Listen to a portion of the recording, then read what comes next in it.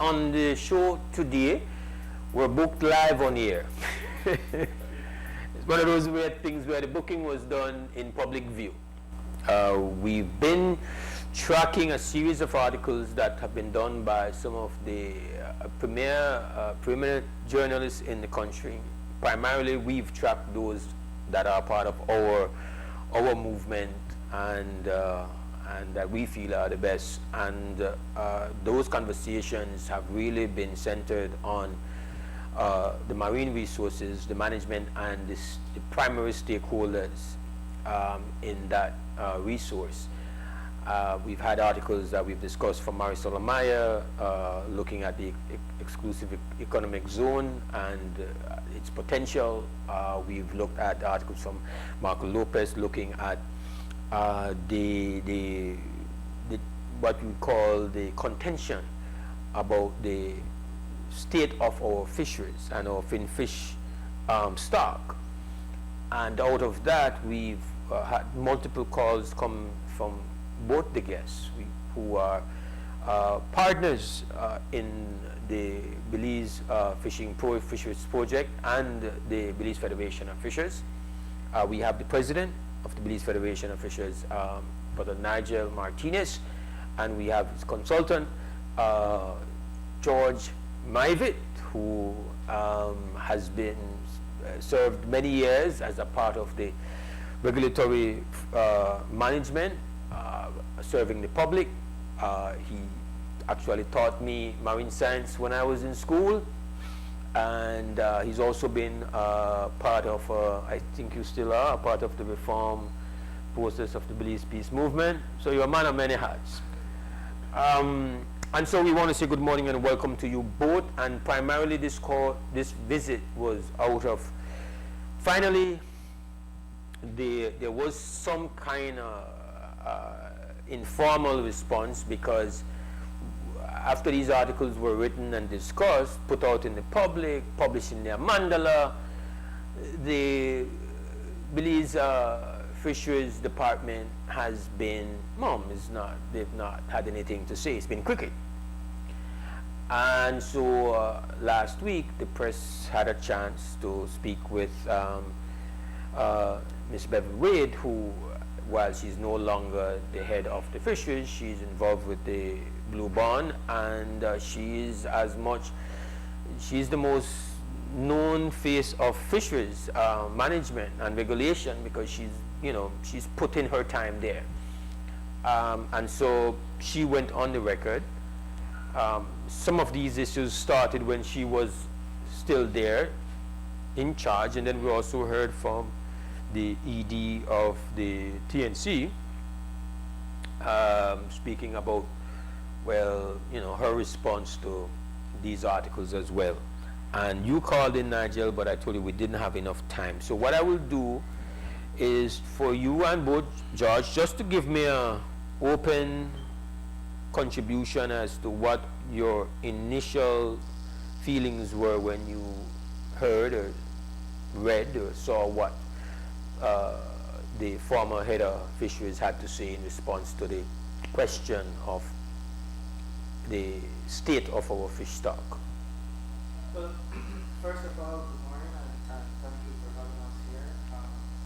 As always, we have a mandate to the Federation, and that mandate is education, capacity building, and advocacy. So our goal is to ensure that we have a sustainable fishery, and by all means, we're going to advocate for that. So when we heard the response from the former fisheries administrator, we felt very, very discouraged, dissatisfied, and displeased. Why am I saying that, Mose? Because this fisheries project has been an ongoing project since 2021. And I have the receipts to show, because the former fisheries administrator was the first person in line of contact that the Belize Fisheries Project reached out to. So for them to be so dismissive at this stage is very alarming. But I'll go further into details because, as I mentioned, it started back in 2021, and the acting fisheries administrator currently right now has been a part of those discussions. And it's so alarming because we have been reaching out to the fisheries department for years, asking for information, asking to be a part of the discussion, asking to be a part of the table, at the decision-making table. And they have always dismissed us, tell us that we do not speak for the voice of the fishers, and kind of weed us out and basically do pockets of fishers that they want to associate with. So it was very, very, very alarming. The information that we received from the Belize Fisheries Project allowed us to confirm what our fisher folks have been saying for years, that we have been seeing these declines. So it is outrageous for them to continue to be dismissive, and also for the fact now that TNC is saying, listen, you guys need to talk. We encourage them to talk. I'm amazed. I applaud TNC. However, TNC, as the administrator of this Blue Bond loan, should be in a position not only to call for them to come to the table, but to demand for them to come to the table, because we have to understand what is at stake. It's 30% of our marine space that is going to be designated as marine protected areas, and that has a significant influence on the livelihood and well-being of our fishers. You know, during our research, a government official indicated to our researcher that they would dare any person to bring a fisher folk that is being marginalized by these implementation of all these marine protected areas. We have significant amount of members who are being marginalized currently. You know, so we just wanted to come here to kind of outline the facts that the Belize Fisheries Project have been in dialogue with several high government officials inside and outside of the Fisheries Department since 2021. But I'll go even further, Mose, because while we are here sitting right now and we're talking about this, and while the journalists were doing their investigation, the BFF was a part of the team that led the Freedom of Information request. And in that request, we got to find out that the acting fisheries administrator back in 2023, you know, back in 2023, recommended to the Fisheries Advisory Board to basically discontinue all communication with the Belize Fisheries Project because they were not satisfied that the information that the Fisheries Project was presenting to this nation on the stock of our fishery was damning to their reputation. So from 2023, this recommendation had took place. Unknowing to the Belize Fisheries Project, they were still reaching out to these government officials in order for them to come to the table, participate, set up a scientific working group for us to analyze what is taking place in our stocks. Good morning, WUB. Brother Bones. Yes, my brother. Brother Bones, what you talking about this morning? Why are you never able to just... Well, because I was seeing you on XTV just now and I watched one clip about fishing something, but that's it. Yeah, we have the folks from the Belize Federation of Fishers here discussing this ongoing saga of lack of respect, if I may to put it in a very in a nutshell. There's this whole standoff that's been going on, this stakeout, and so they're here to give their position on some of the things that have been said and put out there, and what they want to see happen. So I know you know nothing about fish except that maybe. Well, more than that, 2 cents are put into this. I would tell you what I would love the fisheries to do. The fisheries needs to have some biting and bark. All right. Let's say, for example, we get a guy taken out on the side of fishing in a no fish zone. We need to completely remove them. We don't fine you and hold you because you will do it again. You know, growing up, I had no respect for fishing. But I'll tell you something. I went to work for Turner Flats, right? And there was a guy at Turner Flats. I didn't like this guy. His name was Mr. Craig Hayes. He was so, I thought he was just a pain in the ass. But I got to know the man. And I got to know this man loving fishing so much that he made me find a new respect for fishing rules and regulations. You know, when I go out there, I used to say, Mr. Craig, look at how many bonefish we have. Why don't we have a season instead of these white guys come and stand holding trying to get for fish? We get tired and get a release. Why don't we have a season? And that guy said, oh my God, look. A season for what, birds? Birds, a season for what? One season for what? To do what with the bony fish? So that we could just have like 2 months where we get some, and then we make, so that the population don't go million. Oh, you mean you want 2 months of bony fish panades? Well, you got to be right. Anyway, all right. Mr. Craig took me in the office the evening and said, look, he said, sit down here. And we had a good talk. And when we left there, he said, look, how much do you think a pound of bony fish is worth? And I said, maybe $20, $10, you know?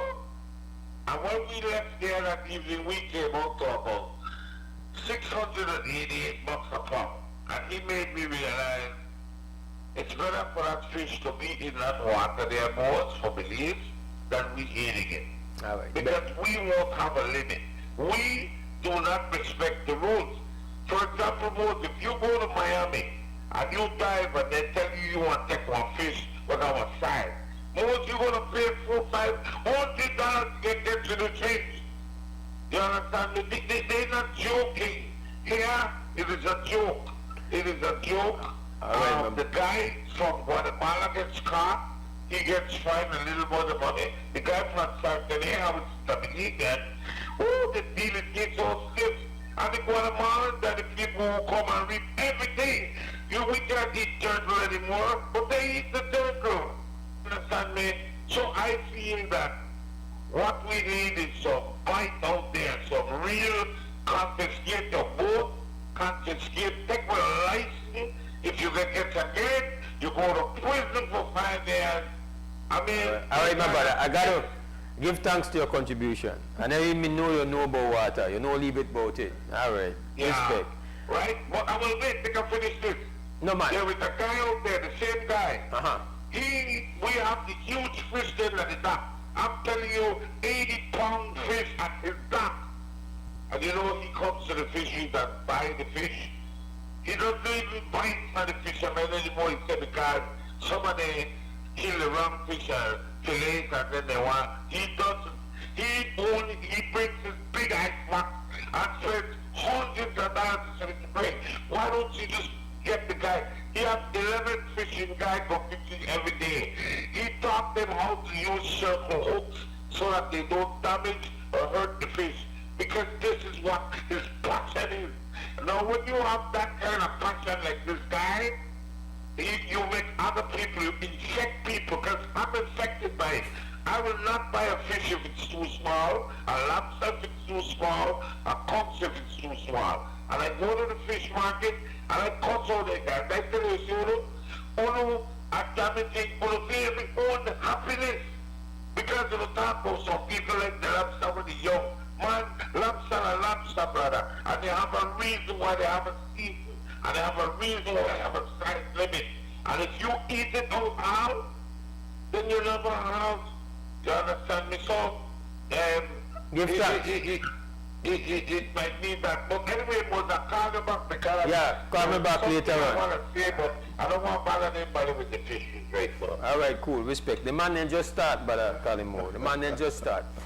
You may kind of, this is just for here, we've been talking about this, George, and we've had these articles, and now we have this conversation, and we've been trying to have the non-fisherman, the non-fisherwoman, maybe even, they might not even eat fish. Why this present state of the relationship between this very large organization of fisher folk and people that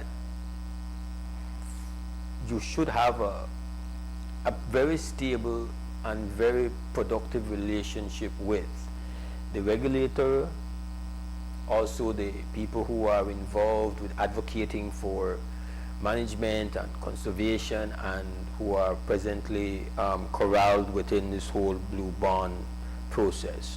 Why is this important to everyday Belizeans? Why do they need to try to understand where they happen and what this mean if this situation is not stabilized? Yes, protocol would dictate that I say good morning to Belize. Luke, the brother Luke, I think that he hit on a number of points, and I would essentially condense what he has said by reminding the public that fishery resources are finite, and if you deplete them to the extent that they go extinct, extinction is forever. And so in a sense, the mission and vision of the Belize Federation of Fishers should be coincident with that of the Fisheries Department. I have spent 27 years of my professional life at Fisheries. I have been volunteering with the BFF for the last 2 years or so. And the difference in terms of my terms of Fisheries versus with the BFF is that I was there as a manager and as a scientist. And in that context, I dealt with the scientific and the management side of it. Volunteering for the BFF, I am now looking at the human side of it. When we talk about sustainability, we say one narrative is that there are 3 pillars of sustainability. There is the social side, there is the ecological side, and there's the economic side of sustainability. There is no shortage of voices for the economic and the ecological side. Belize is overrun by NGOs, conservation-related NGOs. The problem that we have is that for you to actually realize the goal of sustainability, you have to strike the right balance, and that is not going on. And so my concern is that while the conservation NGOs have found a niche, and that niche is being developed to its highest degree, and the economic side of it has been sort of long established, but is also threatened, the fishers themselves are really the primary threatened species. The manatees have advocates, the tarpon has advocates, the brother talked about bony fish. Bony fish have advocates. You know who don't have advocates? The species Homo sapiens sapiens pisces, the fisherman.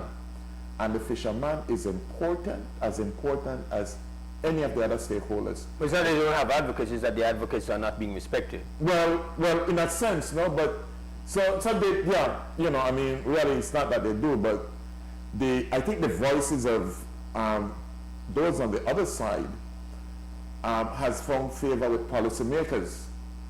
And so when you look at a BFF that is now saying they are the fishing cooperatives, and the fishing cooperatives are essentially marketing organizations. The BFF is now saying, listen, it's about time that we treat very, very seriously with the human side of this.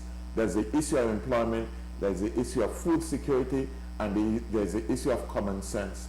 That if you were to not be careful and respectful of the sustainability of the fish stocks themselves, then you're injuring the country, you're injuring foreign exchange, you're injuring food security, and you're injuring livelihood. So this is why we are in it. And so before I go to break, how do you end up with the stakeholder that is non-science becoming the largest, loudest voice saying get the science right, and it is the regulator that is pushing back against science that has superior efficacy and superior methodology? How do you end up with that the fisherman, they say make or use science rather than the other entities involved? Well, I would say that there seem to have been perhaps, and I say seem to because I'm not in there anymore, I'm now retired. There seemed to have been a shift in terms of de-emphasizing the whole issue of sharing information. Marco and the other journalists have tried to engage Fisheries Department.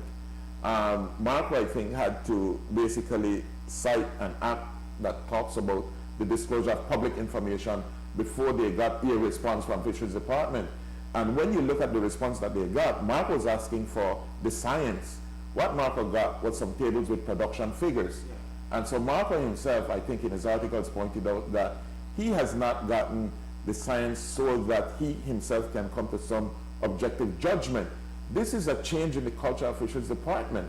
What I know is that we have been, when I was there, one of the obligations that Belize Fisheries had was to generate information on statistics, production, species, etc., that was communicated to the FAO.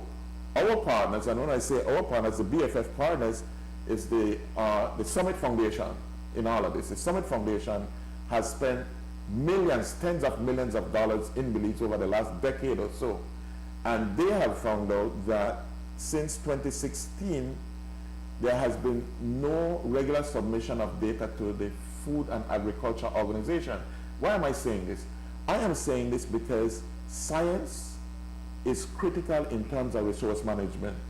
And if people are not aware of what the science is, then you're heading down the wrong road.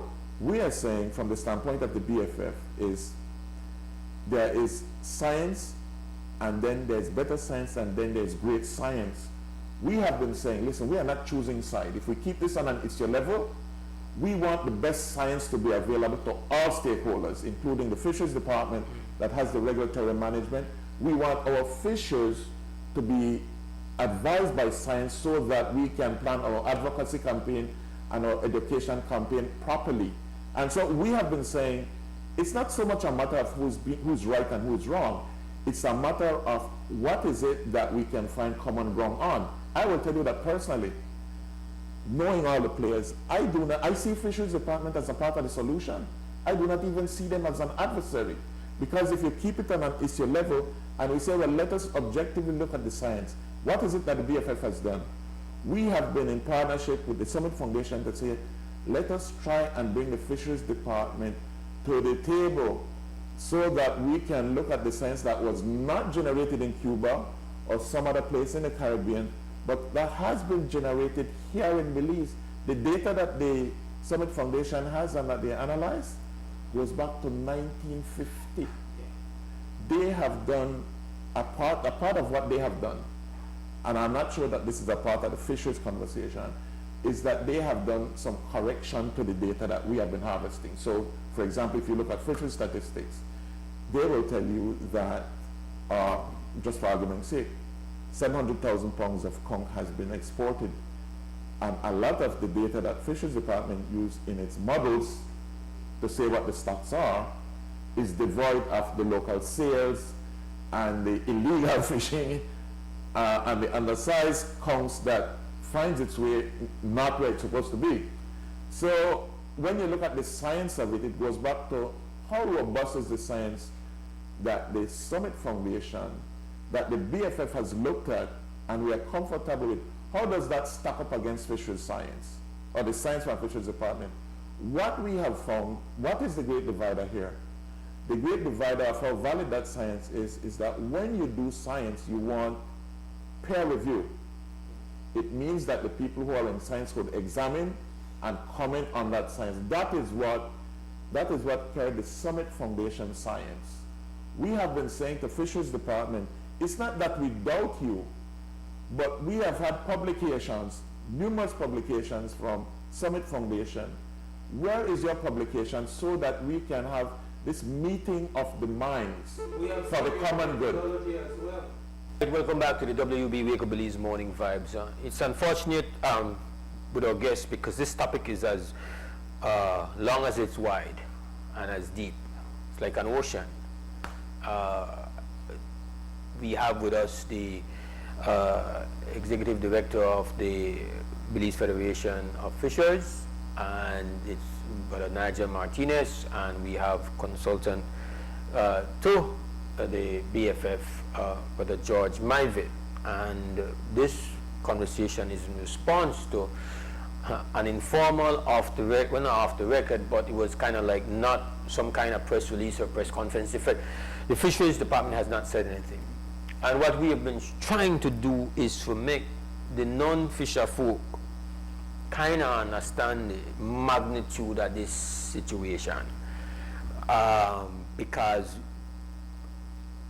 we have one organization where the Navy Fire end up give some support for make some of we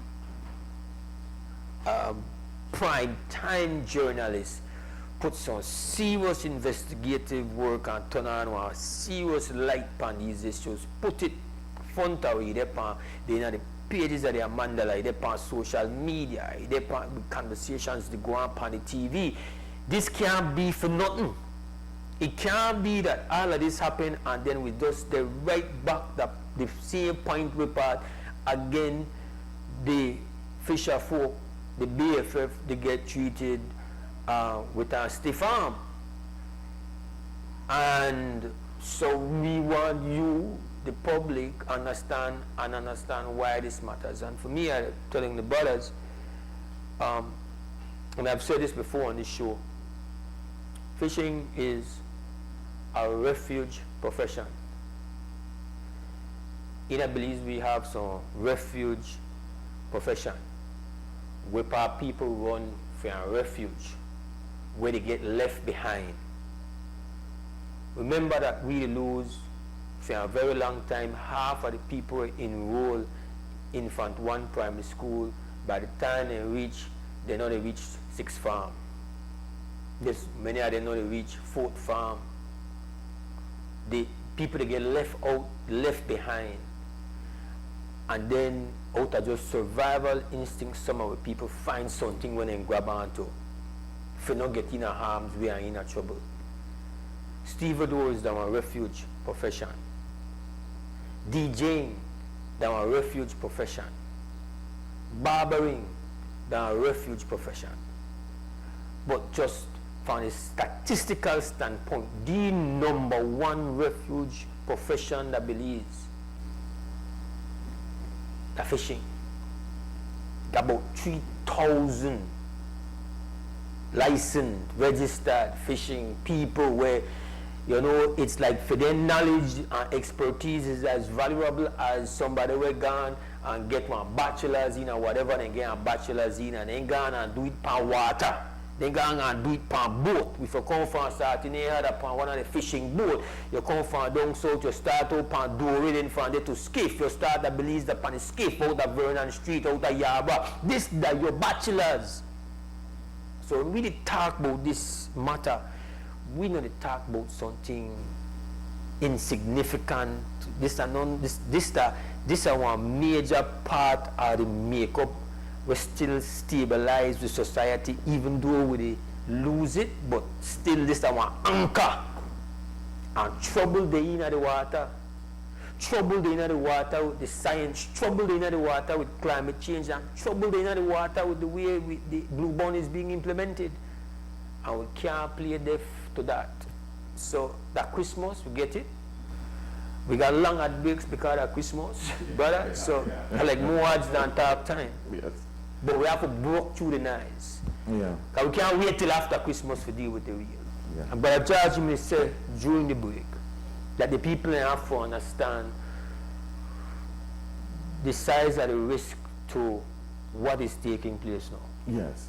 What is happening, and there's a divide between obviously Fisheries Department and the BFF in terms of where the science is and where the stocks are. We have said that based on the science that we respect and that we would underscore 17 of the 20 species that have been studied, and this is everything from grouper, snapper, and when there's a snapper, there's not one species. There's over 300 species of snappers globally. When I say grouper, there's a number of grouper, rockfish, jimmy, it's that whole crowd. When you look at Gonto, unfortunately. Gonto, so when you look at most of the species that you will go to the market and you will buy in terms of fishes, those are under threat. It means that they are being harvested, and they are being harvested in a way that you're taking out more than there is being, we call it recruitment. That is what is happening. And you're not only taking out more in terms of quantum, you're taking out these species when they have not had a chance to reproduce. You're taking out the juveniles.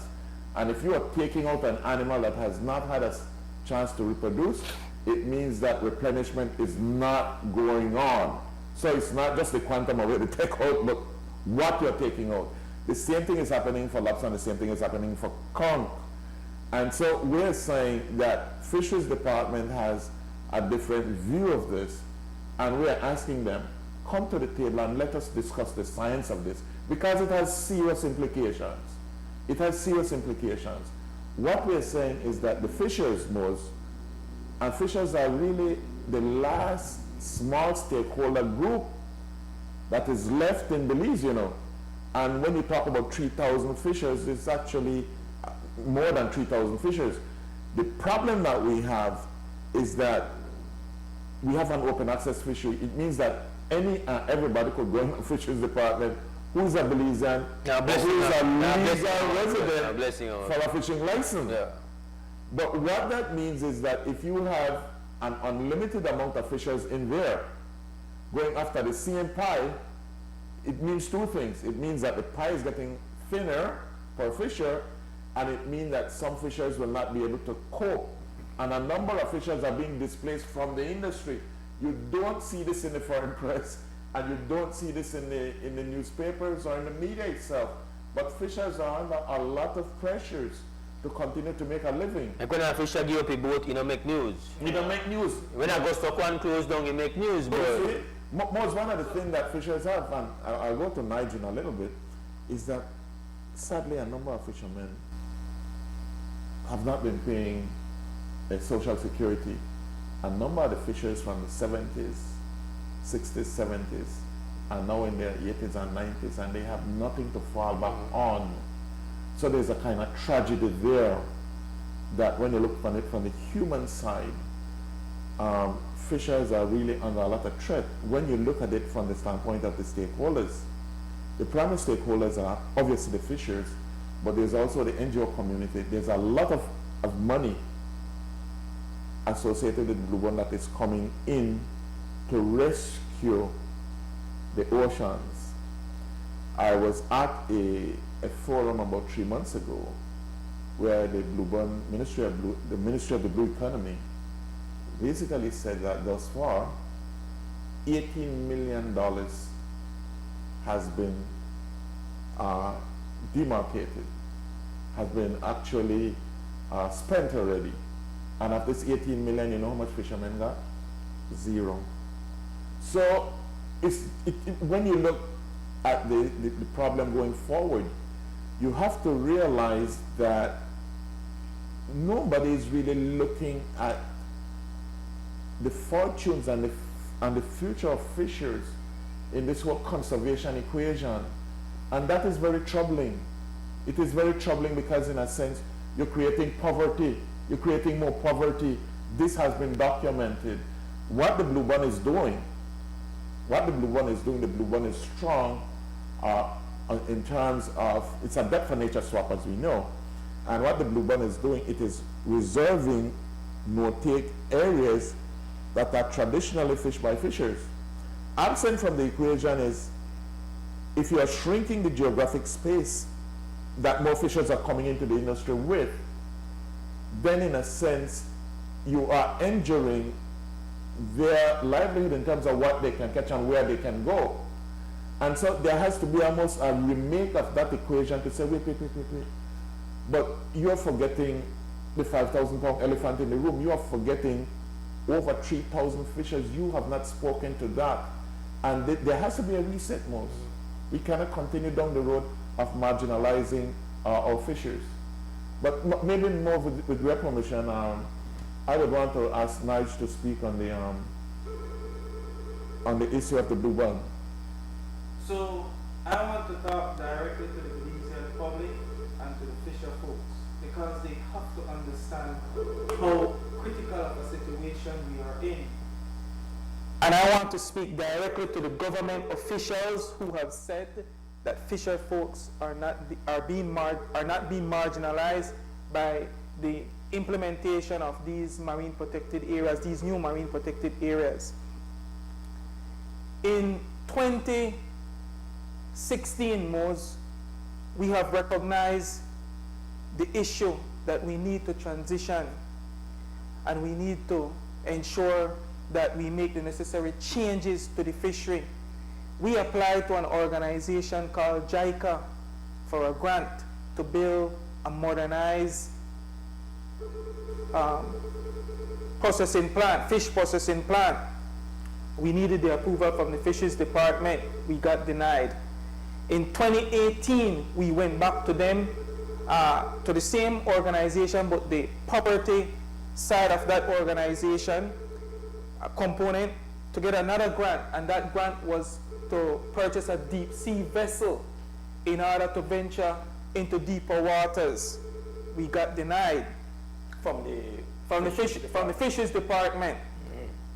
Then came along the MCAP project, which had a deep slope component to that as well. We were boxed out. Then you have the IDB grant that yielded $1.6 million that was supposed to disburse to fisher folks to assist them because of that hurricane that they had experienced. Again, that money has not been disbursed. And I say all of that to now show the contrast. Here you have the Blue Bond. In 2021, we could not service our debts. The government went and did a debt for nature swap. The investors wanted three things: 30% of our seas, which 15% they wanted as high protected biodiversity zones, and 15% as medium protected biodiversity multi-use zones. They also wanted a conservation fund, and they also wanted a marine spatial plan that will chop up the different zones and area for specific users. Out of that, it was 8 milestones. 4 of them have already been achieved. 4. There's only 4 more pending. In 2028, the investors and TNC would have achieved what they wanted. The fisher folks and us, the Belizean people, will have to deal with the rest. And I am saying that because Uncle George touched on it a little bit. From the millions of dollars that the government said that we got in saving, which was $189 million, and I'll break that down so the viewers can understand. 86 million of that dollars, that money went to DFC, not Belize DFC, but a US DFC, in order for political risk to secure that loan. $23.5 million is in an endowment out in the bank, some bank in New York. And that endowment is projected to earn 7% annually. So over the life of the loan, that endowment would reach $90 million US. The remaining 80 to 84 million US dollars is what the conservation community is receiving. I reference them as the come along, get along crew because they're the only one that is benefiting from this blue bond deal. So in reality, over the next 20 years, the conservation community would have received or will receive 180 million US dollars. So I want the fisher folks to take that into perspective. We went to the conservation fund for 75,000 US dollars most, 75,000 US dollars. And I have said on this platform that they are executive directors in some of these, representing some of these NGOs that are making in excess of 75,000 US dollars annually. Besides that, besides us being denied 75,000 US dollars, when you have 3,000 plus fishermen and fisher folks, and we, out of that 75,000, we were only targeting 10 boat captains and 3 crew members, which would have been 30 people. For 75,000 US dollars, we were denied. Now, because one of the conditions, the commitment of the Blue Bond was for them to set up a conservation fund, the government went and formed this new NGO, which is the Belize Fund for Sustainable Future, and allocated $1 million a year for them to operate. But I want the Belizean public to understand this. From that $1 million, you have 2 budget lines that receive the bulk of that money. The emolument, which receive over $400,000+ per year, and the contractual component, which receive another $300,000+. So you're looking at 2 budget lines receiving over $700,000+, and all they have is 5 staff. So they denied the BFF 75,000 US dollars because they are saying that, oh, you can't manage, you're unable to manage this $75,000, you do not have the supporting staff in place, when they only have 5 staff. And they have to contract out their financial services. So I want the Belizean people to understand, and the fisher folks to understand, how critical we need to unite. We need to speak one voice. We need to stand behind the scientists who are assisting us and who are providing these technical information, these data, so that we can see the status of our fishery, and so that we can hold the Fisheries Department accountable as well as the Welcome back, we Belize Morning Vibes, and we know the time, gentlemen, and so I have to unfortunately just get a very brief parting thoughts before we go to the last bit. Well, I would say that remind the general public, and I know that they don't need this, that it's Christmas time. And if it's Christmas time, then it's ham and turkey on their minds, and everybody's mind and on their menu. But Sarah will continue to be a part of the mix. The snapper will continue to be a part of the mix. And lobster tornador will also be a part of the mix. I want to say that, in a sense, what the BFF is representing here this morning is that there needs to be an assurance and a reassurance that the marine stocks that form a part of the Belizean menu will be here for the long haul. I want to thank you, Moons, for accommodating us really at very, very short notice, and I'm hoping that this conversation will carry forward and that you'll invite us back at some point. That's happening. Yes. Nigel. Yeah. And I just want to say that the BFF will continue to represent our fisher folks. This is very critical, and we need to ensure that the livelihood and well-being of our members are well respected. So we will continue to work with those who want to work with us to ensure that science play a very, very significant role in the decision and policy making. And with that, I want to also say Thanks for having us, and we'll be in touch. All right, we go to a final break, come back and wrap up. I want to thank you both for sharing your knowledge and experience.